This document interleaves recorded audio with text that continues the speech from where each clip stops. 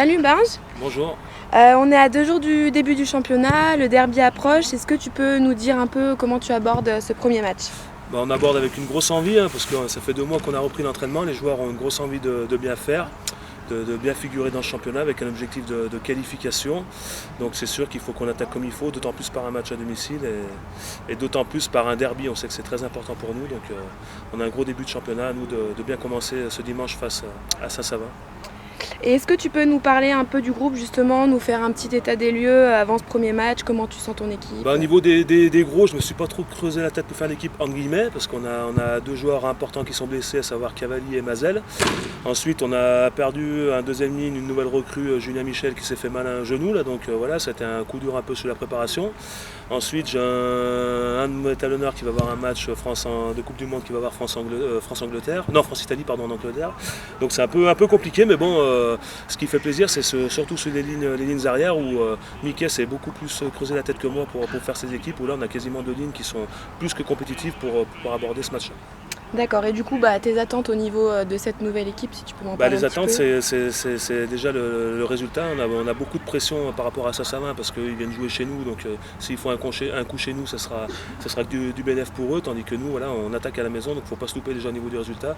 Et ensuite, il faut qu'on arrive à trouver un lien entre nos gros qui fait notre force depuis quelques années et nos 3 quarts qui cette année pourront faire la différence et amener aussi du positif sur les matchs.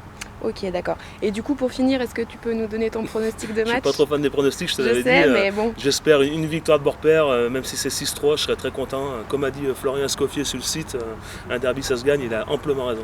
Merci beaucoup pour cette première interview et puis rendez-vous à dimanche. Salut Adrien. Bonjour. Donc le coup d'envoi du championnat va être donné, la pression doit commencer à monter. Comment tu sens ton équipe? On est très concentré pour ce match, on a vraiment hâte d'en découdre dimanche contre Saint-Savin. Ça fait maintenant un petit moment qu'on se prépare, donc voilà, là c'est plus qu'à quelques jours, donc on a vraiment hâte des dimanches et d'être à 15h. Justement, tu connais un peu Saint-Savin vu que vous les avez joués l'année dernière. Que penses-tu de cette équipe? C'est une équipe qui est quand même très en place sur les fondamentaux. Ils ont quand même une mêlée qui est assez fiable ainsi que leur touche.